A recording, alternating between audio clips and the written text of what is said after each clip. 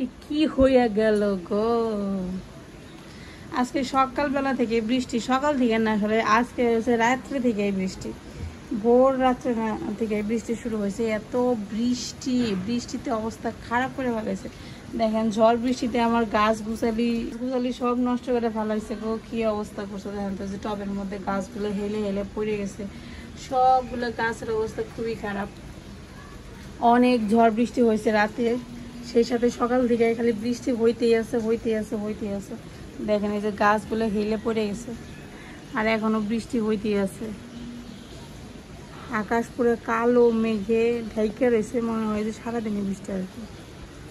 এই বৃষ্টির মধ্যে দেখেন একজন স্কুলে যাবেন, সে যাই হয়ে যাক, যার যার কাজ তার করতেই হবে, যার যার কাজ তার করতেই হবে। সেরকমই আমার কাজ আমার করতে হবে।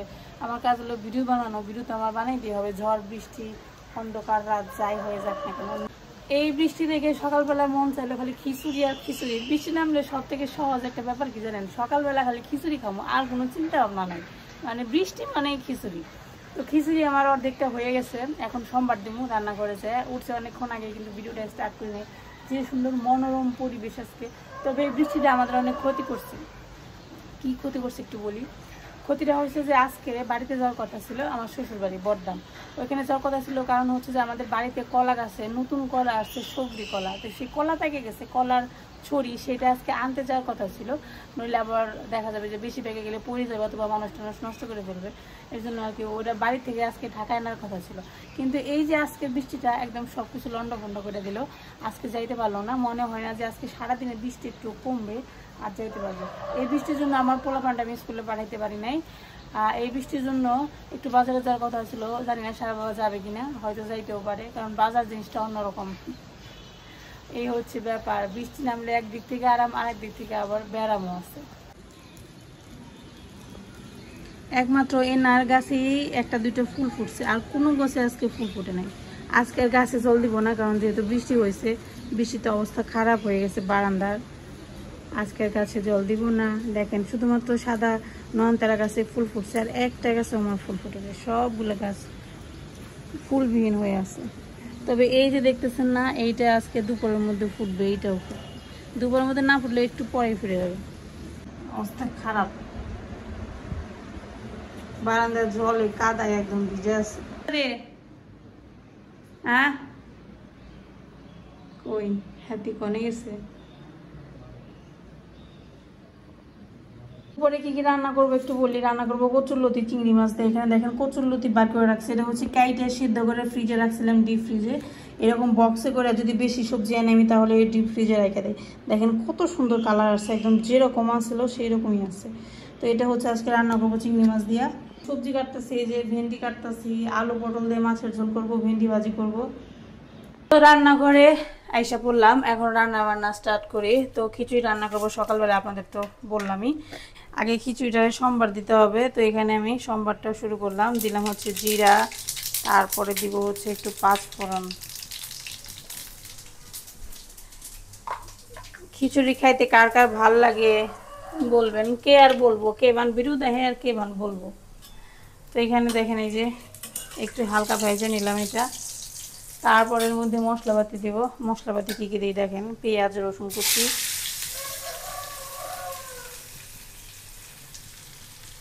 পেঁয়াজ আর রসুন কুচি দিলাম। তারপর হচ্ছে এর মধ্যে আদা ব্যবহার করবো, তবে একটু পরে, আগে এটা ভেজে নিই তারপর আদা দেবো। খিচুড়ি কিন্তু একটু ব্যয়বহুল রান্না, কেন বলেন, এর মধ্যে ডাল লাগে, চাল লাগে, তারপর বিভিন্ন রকমের আরও অনেক উপকরণ লাগে, কিন্তু খাওয়ার ক্ষেত্রে খুবই মজা এবং খুবই প্রোটিন থাকে এর ভিতরে। আবার বলবেন আপনি কি ডাক্তারে শুরু করলেন, না আমি জানি, তাই একটু ভাবলাম আপনাদের কই। পেঁয়াজ আর রসুন কুচি ভাজা হয়ে গেছে, এরপর দিয়ে হচ্ছে এর মধ্যে আদা থেতো করে নিছি। আদা বাটাও ব্যবহার করতে পারেন, আমি আদা থেতো করে ওটা ব্যবহার করলাম। এখন হচ্ছে এই উপকরণগুলোকে আরেকটু ভেজে নিব, হালকা লাল লাল হয়ে গেলে এর মধ্যে খিচুড়ি দিয়ে দিব আর কি। বৃষ্টি নামলো আর খিচুড়ি যদি নাই খেলাম তাহলে কেমন মানুষ হলাম কন্ত। তো এই যে আমার মশলাপাতি ভাজা কমপ্লিট। এরপর এখন এর মধ্যে দিব আসল উপকরণ।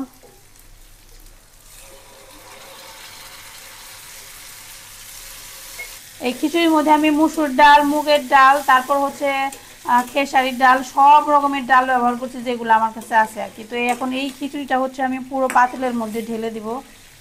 এই যে দেখেন সকালের খানা খিচুড়ি রান্না করা কমপ্লিট। ঝিরিঝিরি বৃষ্টির মধ্যে পাতলা পাতলা খিচুড়ির সাথে যদি ডিম ভাজি আর হচ্ছে ইলিশ মাছ ভাজি থাকে তাহলে তো কোনো কথাই নেই। কিন্তু ইলিশ মাছ ভাজি আমি করবো না, ইলিশ মাছ ভাজি আমি দুপুরবেলা খাবো। তো এই তো এখন এটা সুন্দর করে একটু ঘুটা দিয়ে একটু গলা গলা করে নিতে হবে যাতে খিচুড়ির মতোই হয় দেখতে।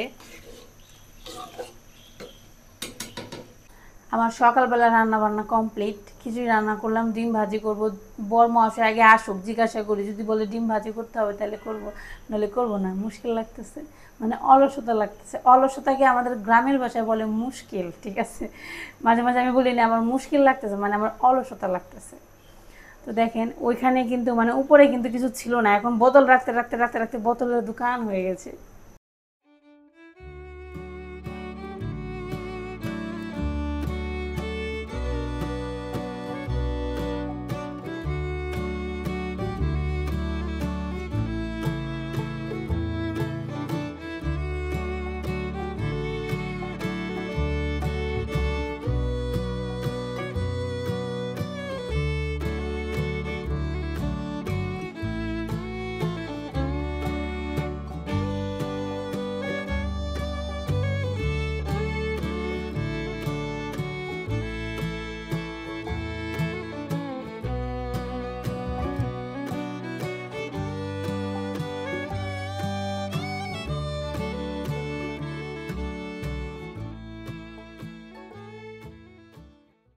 এখন বাজার আনছে, দেখে এখন দেখি কি বাজার আনছে। দেখেন এই যে এটা হচ্ছে সিঙ্গারা, এইমাত্র নিয়ে আসলো। সকালবেলা কিন্তু আমি খিচুড়ি রান্না করছি, আবার উনি সিঙ্গারা নিয়ে আসছে, অবশ্যই ভিডিও বানাবে। সাথে এই যে ডিম, এখানে আছে 5 কেজি চাল, এটা হচ্ছে চিকন চাল। তো এতগুলো বাজার কি কারণে করছি তার একটা কারণ আছে, সেটা আপনাদেরকে পরে বলবো। এই যে দেখেন বাজারের ব্যাগ, এখানে আছে পেঁয়াজ, তারপরে রসুন, তারপরে এটা হচ্ছে আদা। বাজার তো হ্যাঁ ফে বাজার দেওয়া যায় গো, ব্যাপার দেখি এত কে। ওহো, এই যে দেখেন ইলিশ মাছ। ইলিশ মাছ আবার কতগুলো আনছো? ও ইলিশ মাছ কি মানে দুর্গাপূজার পরে ইলিশ মাছ কম পাওয়া যায়, সম্ভবত শেষ হয়ে যাবে আর কি। তার জন্য এই যে বেশি বেশি করে ইলিশ মাছ এনে রাখছিলাম, একদম পুরা বলতে পারেন যে 6 মাসের বাজার।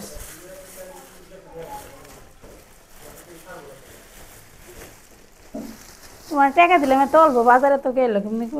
হ্যাঁ আবার উঠাইছো। তো এই যে দেখেন এখানে আছে খাসির মাংস, ওই কৃষ্ণ ইটা নাড়া দিয়ে তো ওই যে ভিন্ডি বাজিটা। তো এই যে খাসির মাংস, এগুলো কিন্তু আজকে রান্না করবো না, এগুলো হচ্ছে কালকের বাজার, আগামীকালকের বাজার। আগামীকালকে একটা গেট টুগেদার হবে আমাদের বাসায়, মানে সবাইকে নিমন্ত্রণ করছি, অর্চিদের বাসায় সবাইকে, সবাই মিলে একসাথে খাবো আর কি। তো এর জন্য এত কিছু বাজার করা হয়েছে। এর খাসির মাংস আজকে এনে রাখলাম কেন, কারণ যেদিনকে রান্না করবো সেদিনকে এনে রাখলে আসলে দেখা যায় যে হয় না, পাওয়া যায় না ঠিক মতো, এর জন্য আজকে এনে রাখলাম। কতটুকু আজকে ডাবল ফ্রেশ মাংস কম দেওয়া যাচ্ছে, তেলই বেশি দেওয়া যাচ্ছে। যাই হোক যা আছে কপালে। সিনা না ঘাড় কয় ওটা, এই যে ডিম, সবগুলো ডিম ছাড়া আনছো, একটা দু একটা তো ডিমও লান ভাই, তেল আবার ককে নিয়ে। এই যে দেখেন ইলিশ মাছ, এটা মিডিয়াম সাইজের না, এটা ডিমও দেখাই যায়, এই যে ডিম। আন্ডা ভরা ইলিশ মাছ, ও বাংলাদেশের স্পেশাল। তোমার 2টা 1 কেজি। কতটুকু আনছো এনে? 2 কেজি 4টা 5টা বরফ দিয়ে এই মাছের মধ্যে। এই যে দেখেন কতগুলো মাছ আনছে আজকে।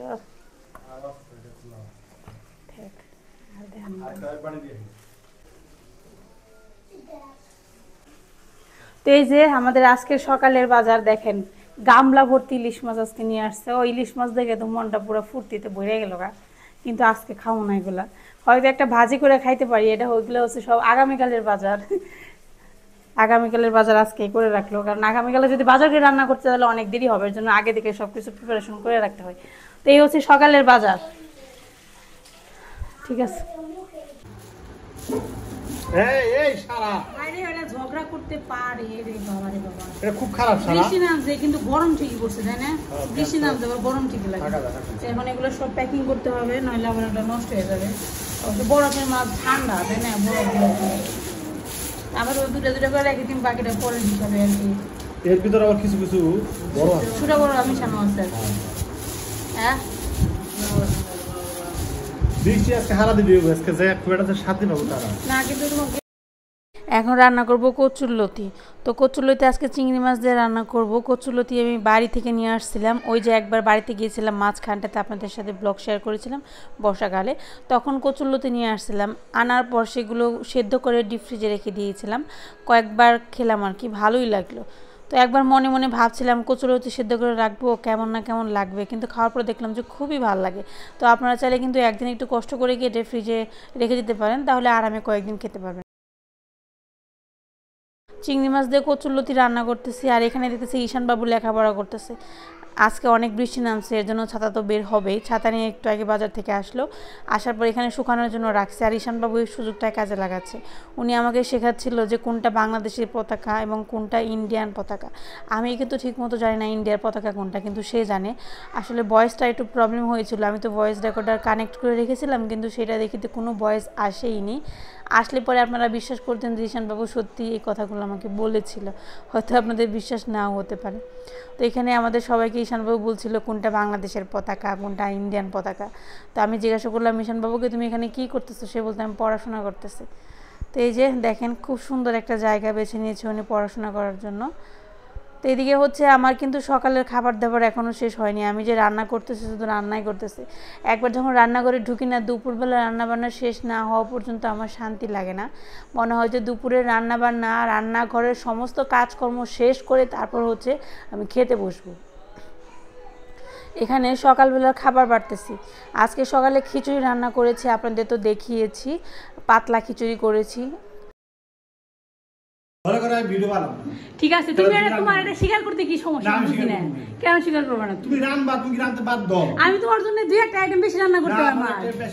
এই এদিকে রাতে তোমার আমি পান্তা ভাত রান্না করে দিলাম, কত কিছু রান্না করে দিছো। এই পান্তা ভাত খালি পান্তা ভাত খায়, পান্তা ভাত রান্না করে দে। পান্তা ভাত খালি পান্তা ভাত খাওয়া যায়। তাহলে যে জল গরম করে দিছে এটা রান্না করা। তে ভাত রান্না করা লাগে না আমার। ভাত কি তুমি কিনে আনছো? হ্যাঁ পান্তা ভাত রান্না করো। এটাই তো সমস্যা, তুমি আমি করে দে, এটা স্বীকার পর্যন্ত করো না কেন? কারণ তুমি রান ভাই, তুমি খাইবে না, আমি খাম না। ও তাহলে আমি যে কয়টা আইটেম রান্না ওই কয়টা এর একটা বাইরে আমি রান্না দেই না। যেটা বেশি সিদ্ধ করবে আমি রান্না দেব। ঠিক আছে, এই যে মনে থাকে না, মনে থাকে না। ও আমার অবদান নাম করবে না, এই যে আমি বেরে দিবেন সিগন্যাল অবদান নেই। কষ্ট করে ভিডিও বানাইবেন, সেটা ছোট খবর নাই। এরা সেটা ও ঠিক আছে। এখন ওর তো সাপোর্ট করছে। সাপোর্ট করব না, সত্যি কথা যেটা বলছি। কিন্তু কথা থাকার কি আছে জায়গা? বাসা পৃথিবীর মনে কোনো মহিলারা রান্না করে না। এই রান্না করে আর ভিডিও করে রান্না করতে পারতেকো আছে। মহিলারা চাকরি করে দেখি। তো এই যে এখন রান্না করে চলে আসছি। আজকে রান্না করব কাতলা মাছের তরকারি। তো কাতলা মাছের তরকারি রান্না করার জন্য প্রথমে কাতলা মাছটাকে হলুদ মরিচ লবণ দিয়ে সুন্দর করে মাখিয়ে নিতে হবে। মরিচের গুঁড়া লবণ যত ভালো মতো দিবেন মাছগুলো খেতে তত ভালো লাগবে। তো এখানে হচ্ছে এক এক করে সবগুলো মাছ আমি ভাজি করে নেব। সকালবেলা অনেকগুলো বাজার আনছে, বাজার গুছিয়ে রান্নাবান্না করতে করতে আজকে একটু দেরি হয়ে গেল। যেদিনকে বাজার করার টাইম থাকে না সেদিন রান্নাবান্না করা প্লাস কাজকর্ম করতে অনেক বেশি সময়ও লাগে, প্লাস পরিশ্রমও বেশি হয়, কারণ বাজার আনলে পরে সেগুলো গোছাতে গোছাতে অনেকটাই টাইম লেগে যায়। তারপর আবার রান্নাবান্না করো, সমস্ত কিছু মিলে সত্যি বাজারের দিনটা খুবই কষ্টে কাটে। তো এখানে তো আজকে রান্না করবো আলু পটল দিয়ে কাতলা মাছের তরকারি। প্রথমে মাছগুলো ভেজে নেব। তো সবগুলো মাছ একসাথে দিয়ে দিলাম, হাতে সময় কম, অলরেডি 11টার উপরে বেজে গেছে, এর জন্য আর অত সুন্দর করে ভালোভাবে রান্না করার মতো সময় নেই। তাই ভাবলাম যে তাড়াতাড়ি কীভাবে রান্না করা যায়।